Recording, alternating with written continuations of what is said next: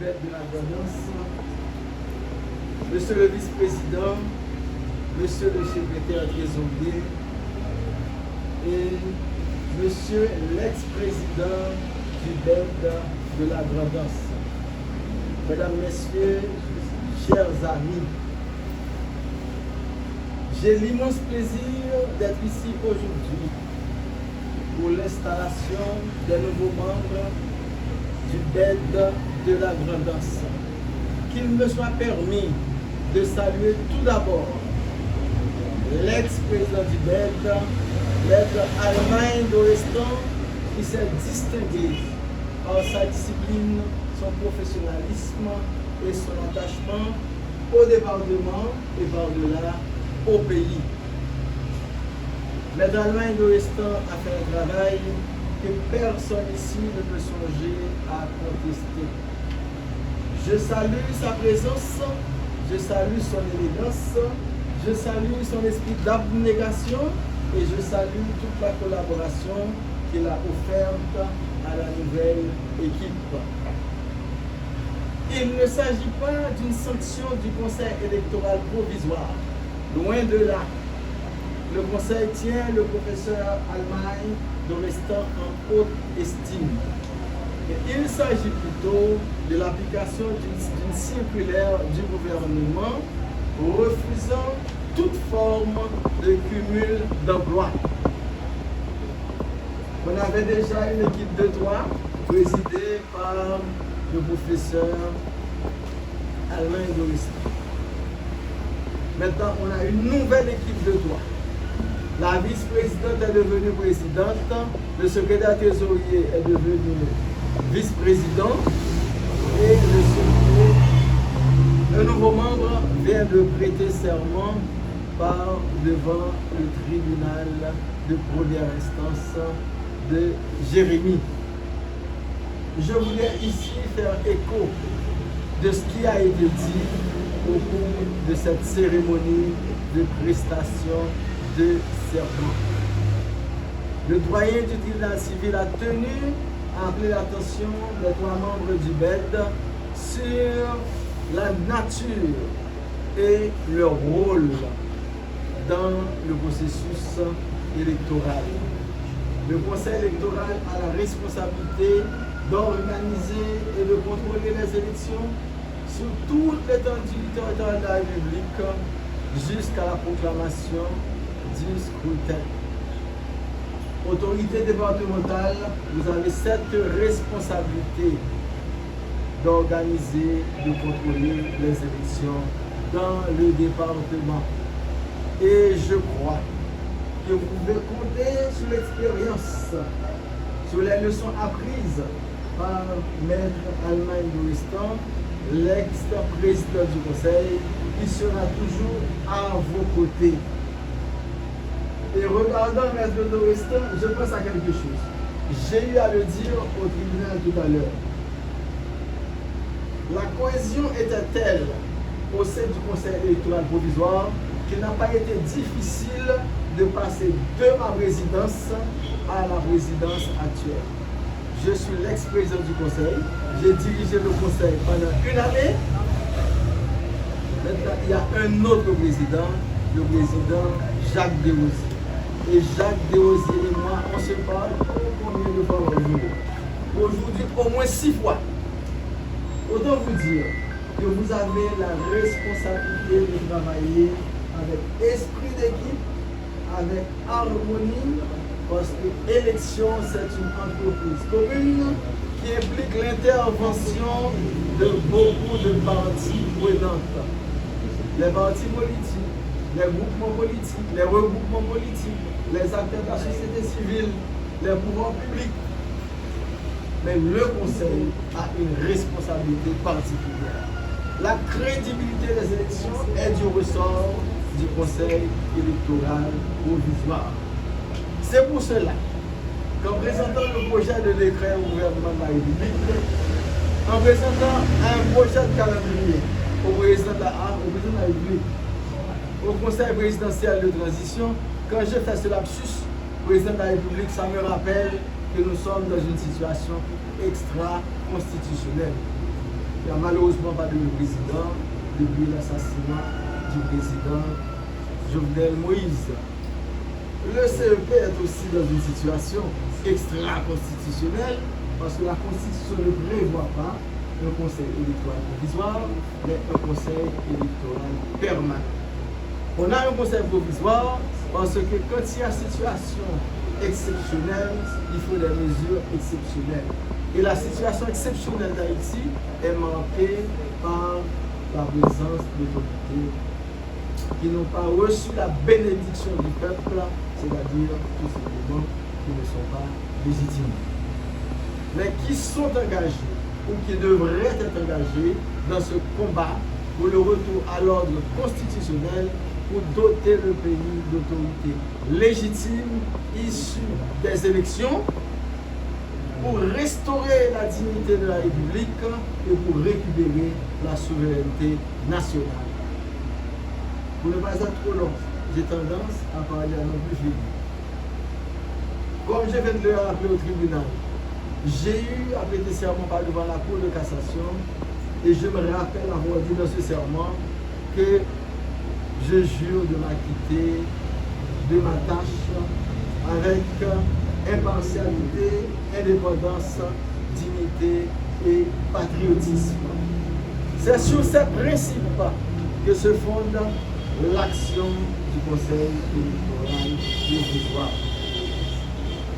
Et quand j'ai assuré la présidence, et aujourd'hui encore en Conseil, je dis tout. Le pays traverse beaucoup de crises. En Conseil, on peut ne pas pouvoir résoudre ces crises. Mais nous avons une responsabilité que j'exprime par la négative. Nous ne devons pas ajouter à ces crises. Si le pays a gagné 10 crises, il va devenir 11 parce que nous dépassons. Si nous ne pouvons pas faire 9, 8, 7, 6, 7, 4, 3, 2, 1, il faut nous pas faire tout grandir. Et c'est la responsabilité qui incombe aujourd'hui aux responsabilités du département de la gouvernance, comme le professeur Alain de l'Estat va le faire en son temps, et comme il va vous accompagner aussi. J'espère bien, n'est-ce pas, Monsieur le Président, nous avons cette responsabilité d'organiser des élections crédibles dans le pays. Quand je dis crédibles, c'est-à-dire des élections démocratiques, inclusives, transparentes, participatives, libres et honnêtes. C'est la responsabilité. La tentation de faire autre chose peut être forte, mais le sens du bien commun doit être au-dessus de tout. Le sens de l'intérêt national doit être au-dessus de tout. Quand j'ai accepté d'être membre de ce conseil, des amis m'ont dit que diable va-t-il faire de cette galère? Non, je suis haïtien, je dois pouvoir être utile à la vie. Aucun sacrifice n'est trop grand pour le pays. Ce n'est pas en étant membre du BEC qu'on va se faire des amis, bien au contraire. Ce n'est pas en étant membre du conseil électoral qu'on va se faire des amis. Au contraire, quand on se rend compte qu'à partir de ce poste, on se fait des amis, on doit commencer à s'inquiéter. Est-ce qu'on est sur la bonne voie? Est-ce qu'on est dans les sentiers de la droiture? Il y a des gens qui dans cette salle peuvent en témoigner parce qu'ils ont fait l'expérience d'organiser des élections. Pour me bref, ça qui est important pour nous. Nous avons une situation de crise dans le pays. Le pays nous avilit. L'homme de rencontrer les partis politiques, associations société civile, nous devons dire aux bagages. Je dis à Pagal Kay Tonton, nous êtes nous tous comprendre. Pagal Kay Tonton, Pagal Kay voisin. Pagal Kay voisin. On nous met tête ensemble pour nous rendre le pays vivable. Pour nous capables de vivre dans le pays nous. Car il y a des circonstances qui font les gens en général toujours en déplacement. Nous toujours en déplacement. Mais il faut nous toujours connaître qu'est-ce ça. Tête d'Haïti, c'est peut-être pas nous. Il faut nous faire tout ça nous capables. Même si nous perdons un petit bagage, perdons un homme, faire tout ça nous capables pour nous terre capable de vivre dans la terre. Pas condamné à vivre dans la terre, non. Moi-même déplacé de temps en temps. Il faut être capable de vivre dans la terre. On nous fait ça, nous capables. En particulier, moi, Pédio, m'a installé dans le moment ça. Faire ça, nous capables pour nous battre pays en chance, pour nous battre la grandeur en chance. Pour nous dire au moins, élection gâtée de l'autre côté, élection vendre de l'autre côté, élection truquée de l'autre côté, mais dans le département de la grandance, on s'est élevé à la dimension de sa mission. Mission d'organiser des élections politiques dans le pays. On peut nous poser une question. Ah, il y a une sélection, il y a sécurité, etc. Pas de sécurité. Il faut une sécurité en 20 élections. Mais nous pas de sécurité pour nous commencer à mettre des machines électorales en place. C'est ça que nous avançons comme ça. Depuis un an, nous venons, nous travaillons. Nous avons une machine à avancer, nous poussons. Et ça fait aujourd'hui, néanmoins, de nos décrets électoraux, de changer le mandat nous. Nous devons tout préparer, nous changer ensemble. Nous avons un décret électoral, calendrier électoral qui est sorti, nous avons avancé. Nous mettons tête ensemble, pour nous faire des départements en chance, et par-delà, pour nous faire pays en chance. Et à partir de ce moment, nous sommes capables de camper pour nous dire que la présidente du BED de la Grandance est bien Madame qui se présente avec nom et prénom à tout le monde. Bonsoir à tous, je suis Madame Pierre Bateau Rose Fouetmen Desmachins. Le vice-président. Bonsoir à tout le monde, je suis Antime Bien-Aimé. Le secrétaire trésorier. Bonsoir tout le monde, je suis Désiré Jean-François. Et je vous déclare à partir de cette minute investi dans vos fonctions de présidente, vice-président et secrétaire trésorier. Toutes mes félicitations, bonne maison. Les derniers mots s'adressent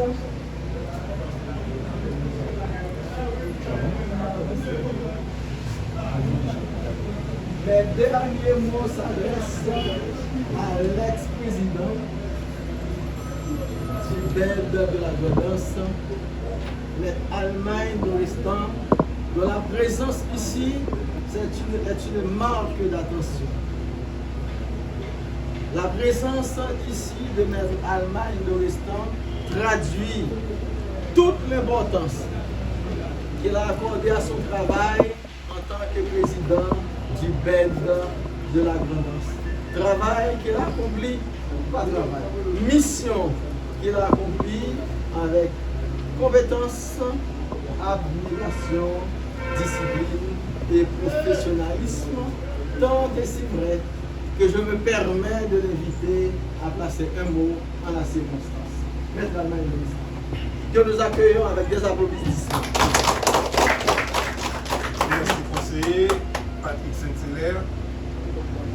Mesdames, Mesdemoiselles et Messieurs, bonsoir. Je sais que vous avez une journée particulièrement longue. Je veux être plutôt bref. Monsieur le conseiller électoral Patrick Saint-Hilaire, Madame l'ex-conseillère électorale Rosemène Pierre, Madame, Messieurs, les membres du BED de la Grandance, chers invités, membres de la presse. D'aucuns diront, et je le sais, qu'est-ce qu'il est venu foutre ici cet après-midi? Moi-même, je leur dirai que je suis venu tirer ma révérence avec élégance. D'abord, je tiens à présenter mes félicitations au nouveau impétrant. C'est une tâche difficile qui vous attend, mais je sais qu'avec votre capacité, vous saurez arriver au terme de votre mission. Encore une fois, mes félicitations.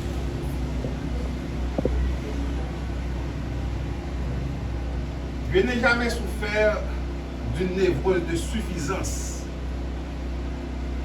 Je ne me suis jamais senti indispensable dans une structure aussi complexe qui ne demande qu'à être vigilant sempiternellement.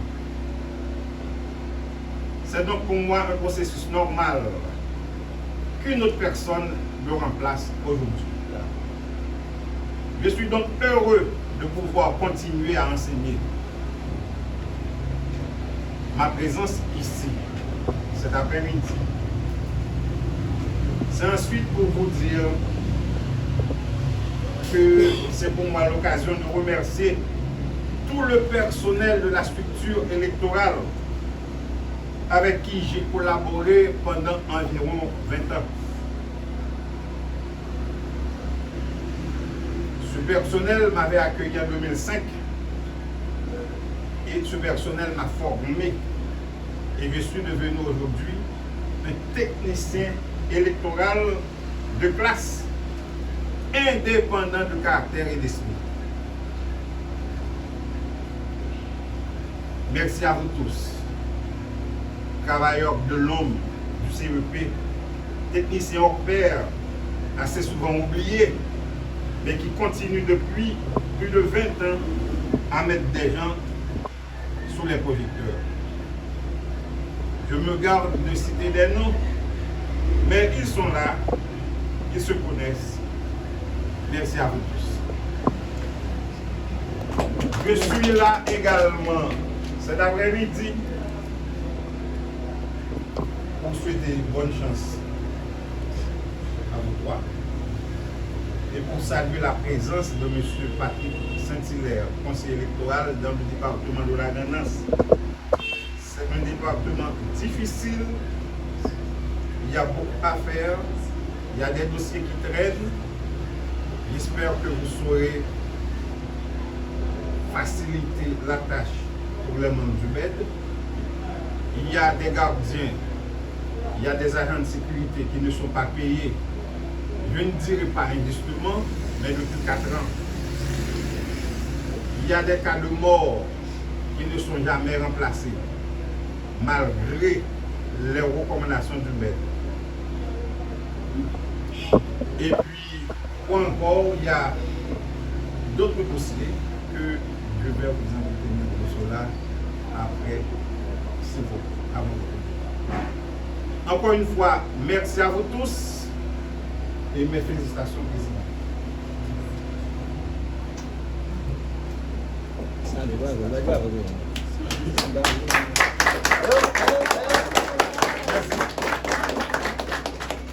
Nous disons grand merci à l'ex-président, le professeur Allemagne Doristan, l'éducateur qu'il est à Paris,